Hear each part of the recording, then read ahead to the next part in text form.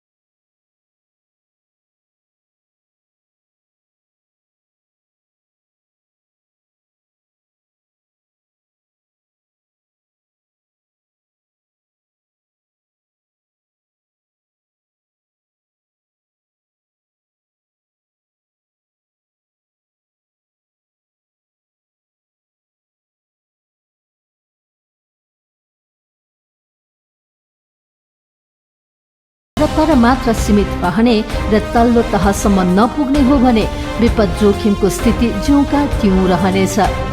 भक्तपुरको अनुभवबाट पाठ सिक्दै विपद जोखिम न्यूनीकरणको क्षेत्रमा ठोस र प्रभावकारी ढङ्गले काम गर्नेतिर सम्बद्ध पक्षको तत्काल ध्यान जानु जरुरी छ। अब स्थानीय तहलाई विपद जोखिम न्यूनीकरण तथा व्यवस्थापनको लागि प्रभावकारी बनाउनु जरुरी छ। जनताले समस्यामा सरकार आफ्नो साथै भएको महसुस गर्दै गरी स्थानीय सरकार, प्रदेश सरकार र संघीय सरकारले काम गर्न जरुरी छ।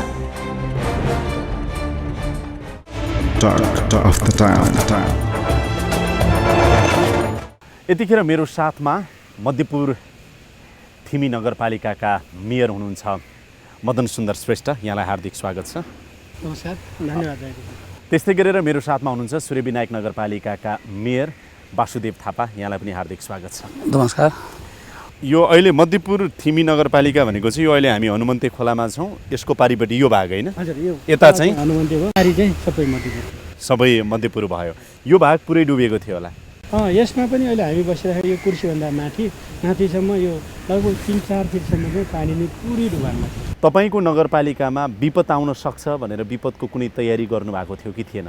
इमान्दारी साथ बताउनुहोस् त। तयारीको कुरामा हामीले तिर्सो नगरसभाबाट विपद व्यवस्थापन समिति गठन गरेका छौँ। नगरदेखि वडासम्म 10 वडा छन्, 10 वडामा विपद व्यवस्थापन समिति गठन गर्ने, नगर स्तरीय गर्ने र हामीले 2 करोड रकम समेत विपद व्यवस्थापनलाई हामीले तेर्सो नगरसभाबाट छुटाएका छौँ।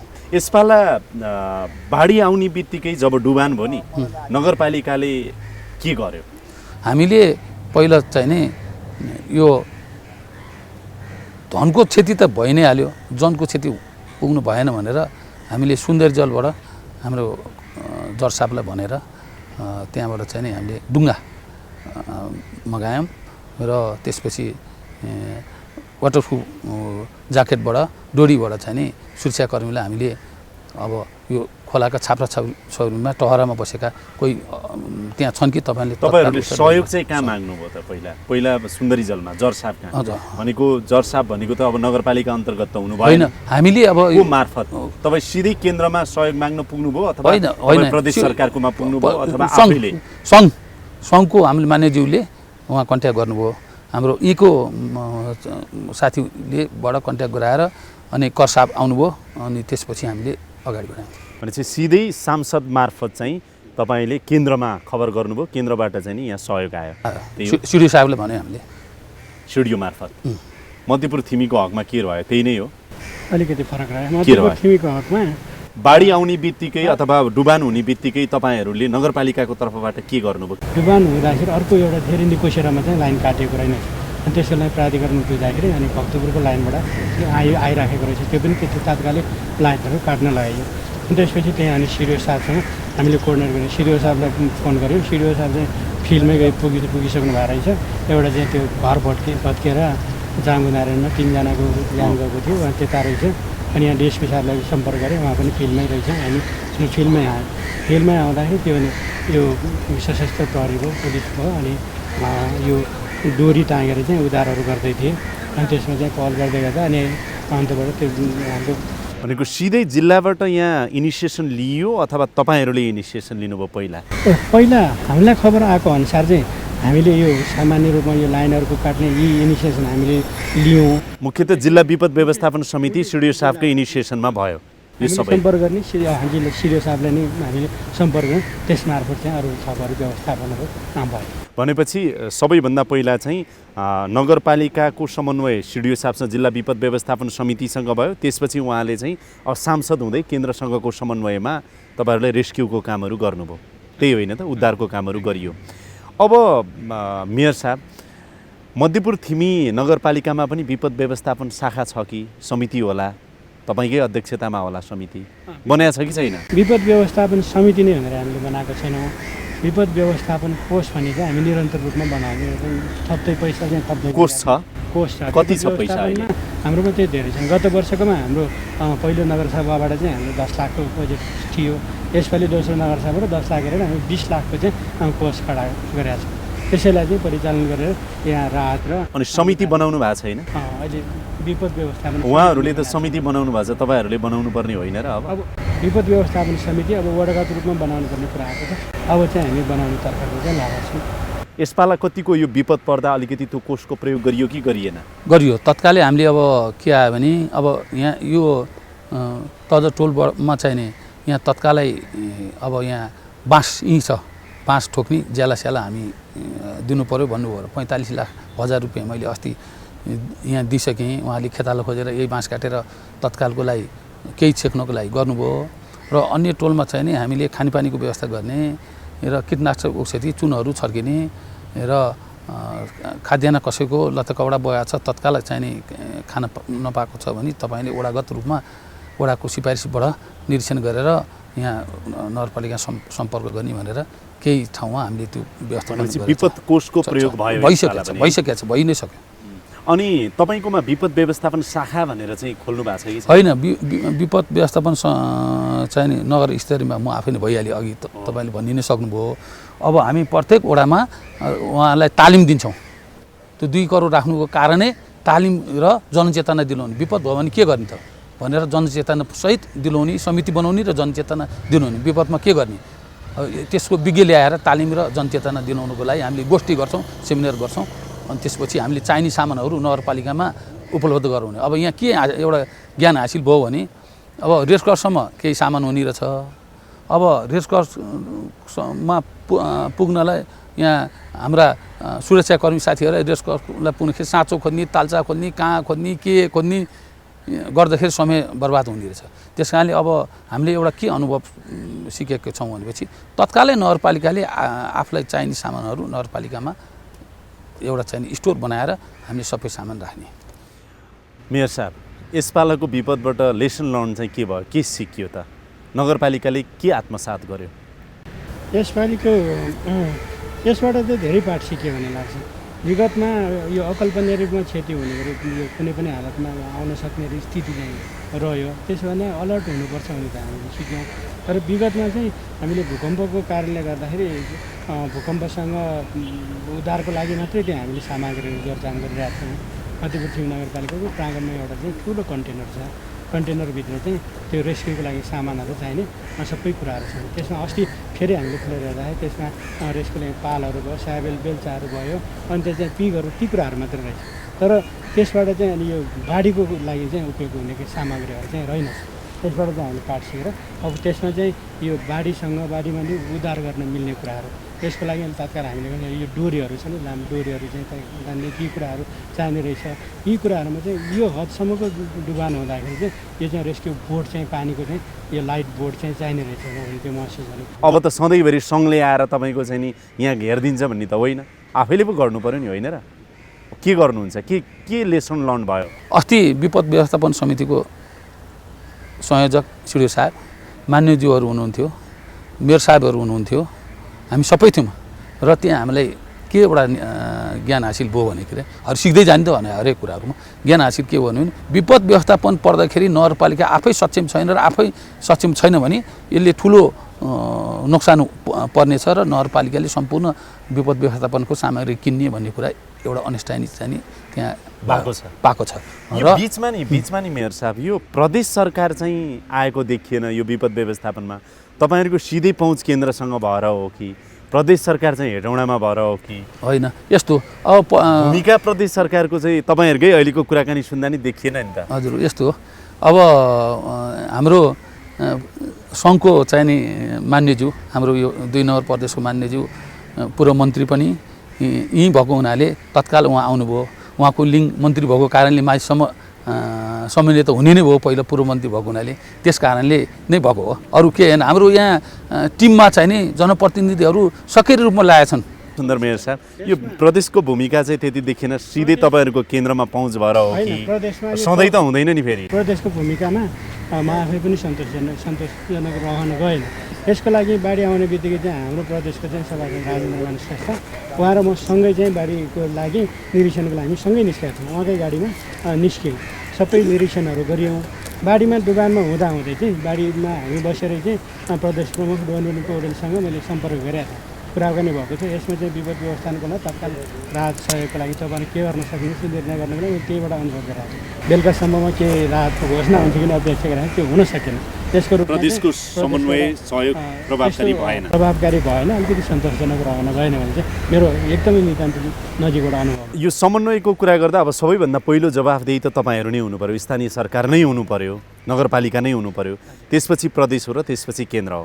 मात्र अब राजधानीबाट नजिकै भएको कारणले तपाईँहरूको पहुँच केन्द्रमा भयो, अलिकति छिट्टो केन्द्रबाट पनि सपोर्ट भयो, जसको कारणले अब ठुलो अरू क्षति हुन दिएन। अब कुरा गरौँ न कारणको। यो खोलो हनुमन्ते खोलो होइन। अब अधिकांश सर्वसाधारणलाई हामीले सोद्धा पनि यो हनुमन्ते खोलामाथि चाहिँ मानव अतिक्रमण भयो, बस्ती खोलामा पस्यो, खोलो बस्तीमा सर्यो, जसले डुबायो। यही हो मेयर साहब, कारण यही हो। यही हो मेयर साहब। यसपालि चाहिँ अतिक्रमण भएर हनुमन्ते साँग्रो भएको छ। साँग्रो भएको धेरै त्यहाँ अतिक्रमण भएर साँग्रो भएको छ। यो हामी बसेकै ठाउँमा यो कोरिडोर बनेको छ। यो कोरिडोर बनेकैमा पनि यो हनुमन्ते खोलामाथि नै बनेको छ। भनेपछि खोला त साँग्रो त भयो, अनि खोला साँग्रो मात्र भयो भने खोलाको नजिक पनि बस्तीहरू विकास भयो। त्यो बस्ती विकास हुँदाखेरि खोला त अब यति धेरै कुराहरू तपाईँलाई अवगत छ। अब आगामी दिनमा त चाहिँ जनतालाई चाहिँ विपदबाट त बचाउनु पर्यो, डुबानबाट त बचाउनु पर्यो, बाढीबाट त बचाउनु पर्यो। अब तपाईँहरू चाहिँ के गर्नुहुन्छ सूर्यविनायक नगरपालिकाको मेयर साहब? यो मानव अतिक्रमण जुन भयो खोलामाथि, प्रकृतिमाथि तपाईँले चाहिँ प्रकृतिलाई चाहिँ दबाउन खोज्नुभयो भने त प्रकृतिले त सहँदैन नि त। अब नगरपालिकाले के गर्छ? नगरपालिकाले के गर्छ भने नक्सा अनुसारको 20 फिट खोला, 20 फिट 20 फिट करिडोर भनेपछि 60 फिट भयो, 60 मिटर भयो। 60 मिटर हो भने 60 मिटरको त 180 फिट भन्दा 90 फिट जति भयो। त्यो नक्सा अनुसारको त्यो राख्ने हो भने कुनै पनि क्षति बेहोर्नु पर्दैन। अब यो 20 फिट त छैन। अब त्यसमा तपाईँको यो करिडोर भत्काउनु पर्यो। होइन, भत्किन्छ। भत्काउनुहुन्छ? अहिले हामी बसिरहेको ठाउँमा जहाँ तपाईँले मोटर बाटो बनाउनु भएको छ यो भत्किन्छ? यदि नभत्काउने हो भने त्यो अस्तिको बाढी भनेको कास्टिङ हो। 154 मिलिमिटर पानी भनेको थोरै हो। 400 मिलिमिटर 300 मिलिमिटर पानी परेको हामीलाई सम्झना छ। त्यस कारण चाहिँ नि हामीले यति यो नक्सा अनुसारको नलिने हो भने जनधनको धेरै चाहिँ नि खोलामाथि अतिक्रमण गरेर जुन बस्ती बनाइएको छ त्यो हटाउनु पर्छ। होइन पर्छ त नगरपालिकाले सरकार हो कि? सरकार हो, त्यसको पहल गर्छ।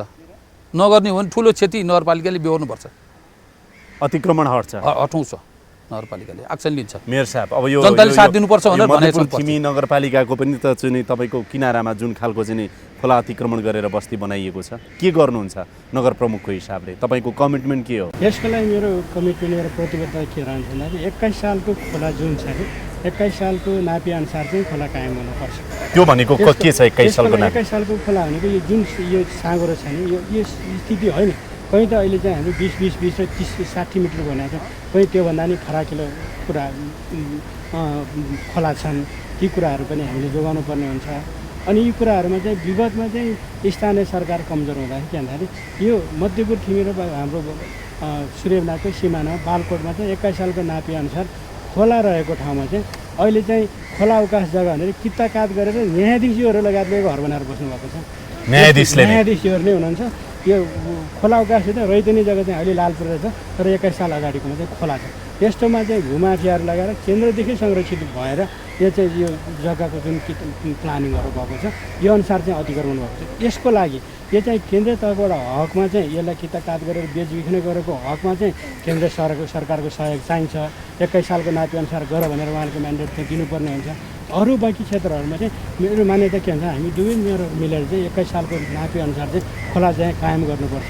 21 सालको नापी अनुसार खोलाको चाहिँ के 20 फिट भन्ने नै हो कि कति छ? 20 फिट भन्दा बढी पनि छ। कहीँ 20 फिट, कम्तीमा 20 फिट। कम्तीमा 20 फिट भनेपछि के गर्नुपर्ने हो भने खोलालाई 20 फिट कम्तीमा छोड्नु पर्यो। त्योभन्दा यताउता 20 फिटका चाहिँ नि तपाईँ मिटर 20 मिटर हो। 20 मिटर खोला छोड्नु पर्यो। 20 मिटर सेटब्याक छोड्नुपर्ने हुन्छ। खोलाको यो भाव क्षेत्रको किनारबाट चाहिँ 20 मिटर, दायाँ बायाँ 20 मिटर हुन्छ। अनि खोला चाहिँ जति छ नि खोलाको चाहिँ विगतको नापी अनुसार चाहिँ खोला कायम गर्नुपर्ने हुन्छ। भनेपछि खोलाको किनारबाट 20 मिटर दायाँ 20 मिटर बायाँ चाहिँ छोड्नु पर्यो भनेपछि त धेरै पो छोडिने रहेछ। धेरै छोडिनुपर्छ, त्यो छोडाउनै पर्ने हुन्छ। यदि त्यसो अब छोडाउनु पर्ने हुन्छ त तपाईँहरू दुईटाको बिचमा यो हनुमन्ते खोला छ, दुईटा मेयर यहाँ हुनुहुन्छ, सरकार प्रमुख हुनुहुन्छ, संविधानले तपाईँहरूलाई स्थानीय सरकारलाई यति धेरै अधिकार जिम्मेवारी र कर्तव्य दिएको छ।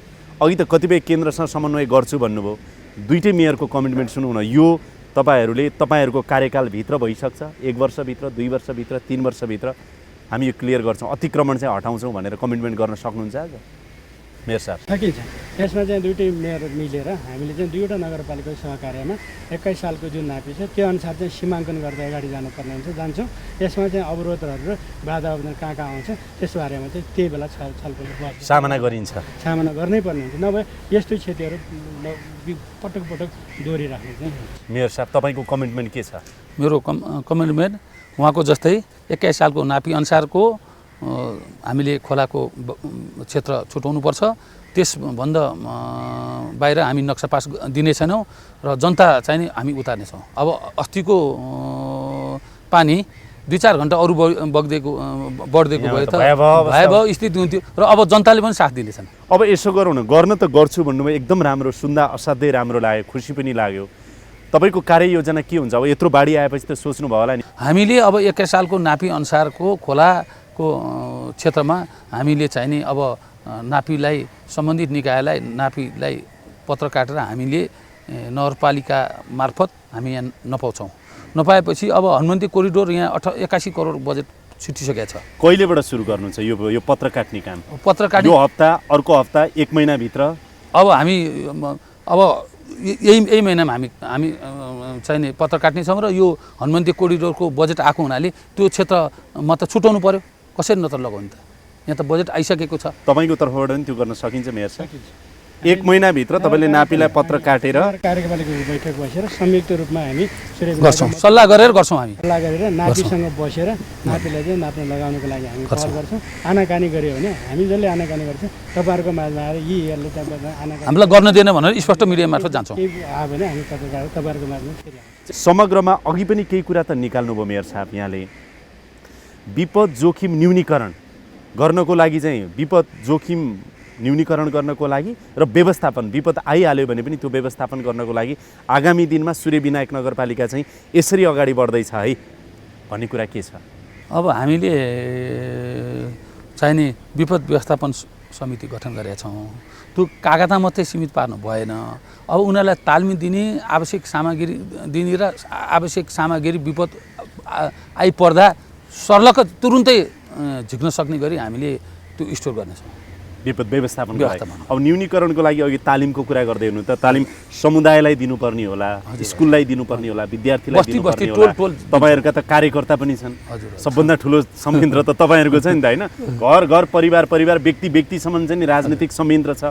तपाईँहरूका युवा नेताहरूलाई, विद्यार्थी नेताहरूलाई पनि त तालिम दिनु पर्यो, भोलिन्टियरहरू मोबिलाइजेसन गर्नु पर्यो। कतिको त्यतातिर अगाडि बढ्नु? अब यसरी गर्छौँ हामी, टोल बस्ती गएर तालिम दिनुपर्छ।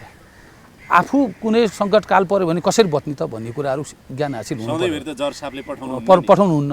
त्यसको लागि चाहिँ नि हामीले चाहिँ नि टोल बस्ती रहेर विज्ञ लगाएर जोखिम भयो भने, आगलागी भयो भने के गर्ने, पानी आयो भने के गर्ने, भैँचालो आयो भने के गर्ने, जस्तो उदाहरण गर्ने भैँचालो आयो भने कहाँ जाने, के गर्ने भन्ने कुरातिर पनि ध्यान जान्छ नगरपालिकाको। मेयर साहब त्यही प्रश्न, जोखिम न्यूनीकरणको लागि सबैभन्दा त्यही पब्लिक अवेरनेस नै हो। हामी जनसचेतना अभिवृद्धि गर्नको लागि नै त्यसमा चाहिँ लाग्नुपर्ने नै हुन्छ। हामी त्यसमा लाग्छौँ नै। मुख्य चाहिँ अब घर नक्सा पास गर्दाखेरि, घर बनाउँदाखेरि चाहिँ यो जुन यो लो ल्यान्ड क्षेत्रमा छ नि, के डिपिसी माथि नै गर्नुपर्ने हुन्छ। बाटोको चाहिँ त्यो सर्भिस ट्र्याक हुन्छ नि बाटो, त्यो बाटोको भन्दा पनि तल घर बनाएपछि डिपिसी गरेपछि त्यो डुबान त एक दिन अवश्य पर्छ नि। त्यसको लागि चाहिँ हामी त्यसमा चाहिँ अलिकति कडाइ गर्छौँ। आफ्ना कार्यकर्ता आउँछन्, लौ न पास गरिदिनु पर्यो मेयर साहब भनेर कसरी टार्नुहुन्छ?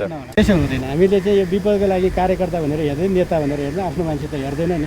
यो प्रकृतिले कसैलाई छोड्दैन भन्ने थाहा भएन।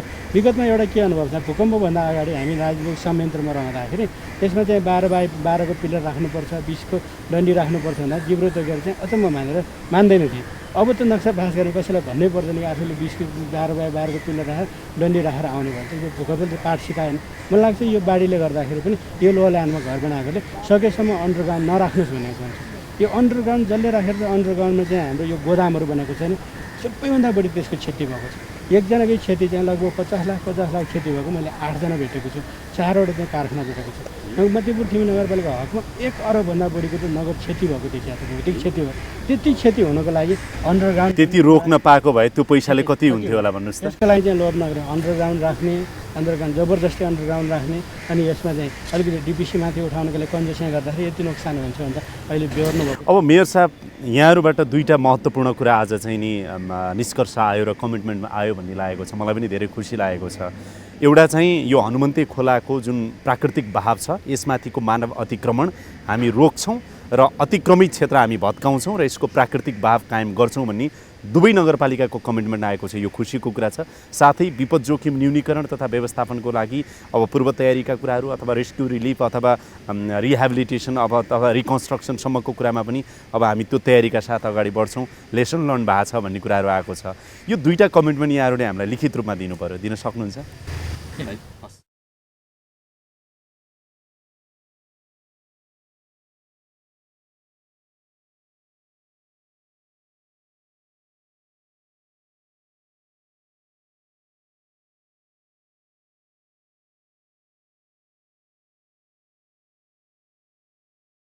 मिति 2075 4 महिना 2 गते प्रतिबद्धता।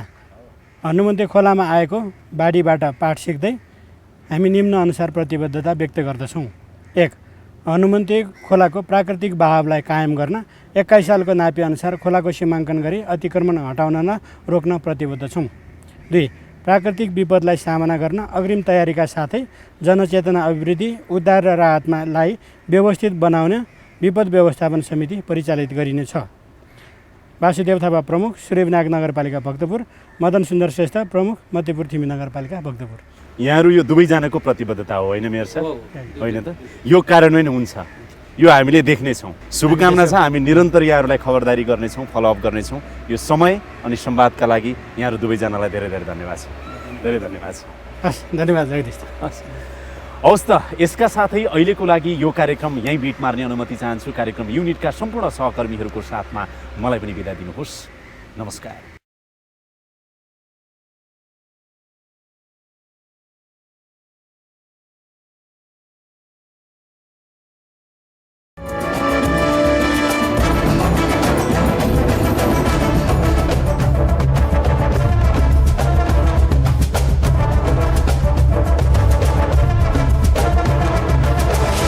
Talk of the Town.